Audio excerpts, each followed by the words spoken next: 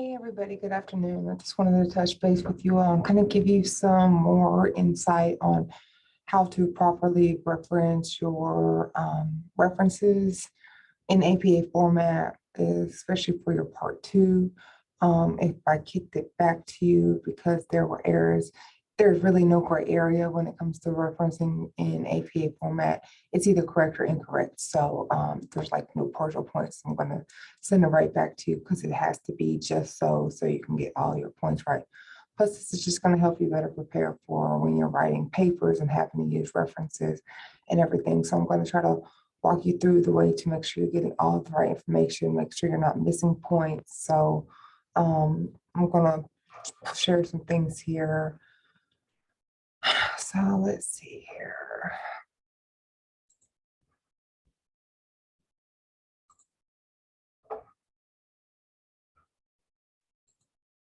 All right, so first things on these assignments, big thing, make sure you're using empirical peer-reviewed articles, not secondary sources, not dissertations and theses. They need to be journal articles that are published in academic journals.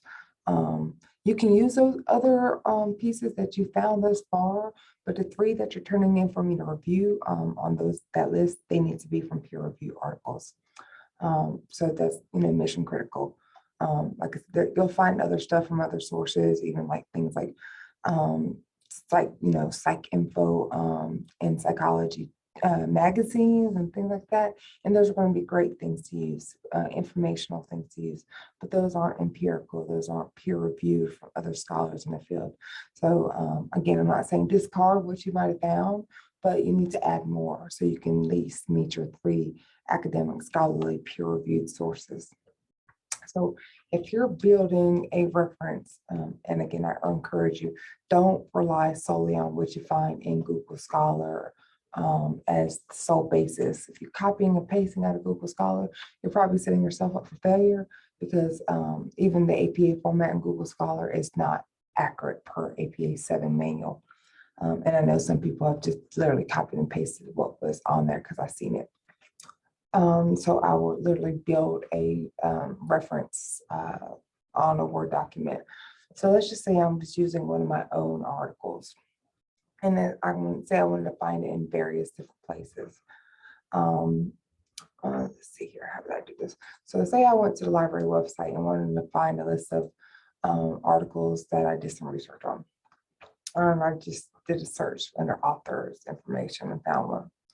So say I wanted to use this as a reference, and I'm going to click the article, regardless of that it's not accessible from Missouri Western's website or not. You can get all of the information that you need here or by using other places. Again, I know Google Scholar is a great resource, so maybe I will base doing a search out of Google Scholar. So I can put that information into Google Scholar with just the title and see, there it is. And a lot of us use that site thing and go there. However, there is information in here that's missing. And sometimes when you copy and paste it, it has weird gray lines. And you also see you're missing a critical thing, which is the DOI.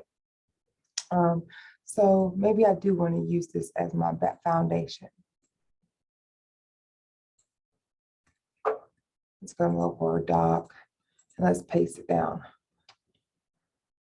Another thing I would do, I'm gonna paste it as text only because I don't want to bring in any weird micros or anything like that. So I have the basis information. Now, first and foremost, let's make sure we're gonna go ahead and put our hanging indent in there. Depending on what device you're using, I'm on a Windows device. I know I'm gonna do a Control-T in front of that. If you're on a Mac, I think it's a Command-T. That's gonna get you that hanging indent every time. Not just indent, that's not, or tab, that's not how you're going to get it. So you have to do Control-T on those to get those. You can do multiple by highlighting all of them. But once you do that Control-T, that's going to get you that hanging indent. So first things first, make sure your authors are right. And you can do that by looking back at your actual article.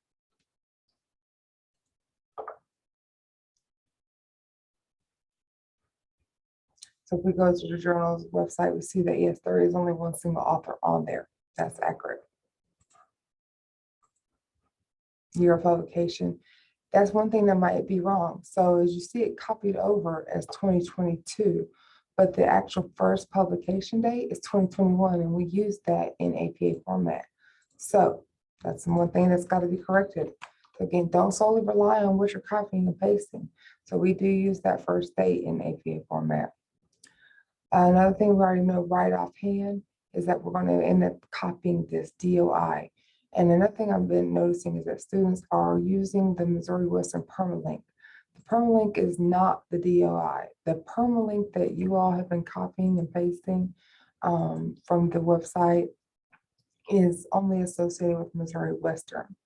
So if I were to get this from the Missouri Western Library website, you can get the permalink, the DOI from the Missouri Western Library website.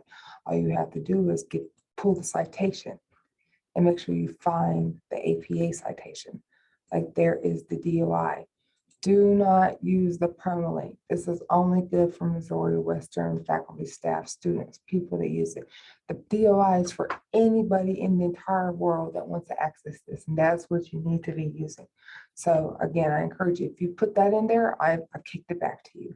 Go back in and change all of those.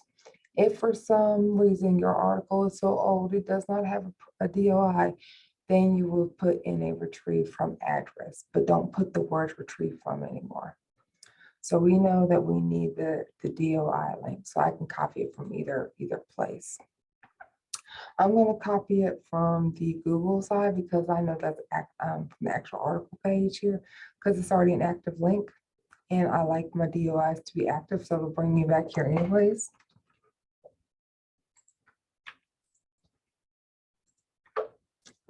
Period there. All right, so we have an article title. After we verify the author, last name, initials, space in between our initials, the year of publication. Only time we put anything else is if there's the same author with multiple years, articles within that same year. The title of the article is not italicized. I repeat, the title of the article itself is not italicized. We even use sentence caps. So only the first letter and proper nouns are capitalized. So Freselian is capitalizing this, and because there's a colon here, of course, you're going to capitalize A.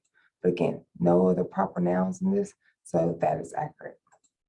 The article, the actual journal title is going to be capitalized. It's also going to be italicized. This information copied over properly. I just got to italicize the volume. The issue, that's already going to be in its parentheses. If it didn't come over or copy it accurately, make sure you get that right. You have to have a page range in APA format as well. And then again, the last thing is the DOI. So this is a properly formatted APA reference according to the APA Manual 7. Only other thing I would need to actually do is maybe just double space it to make sure it's there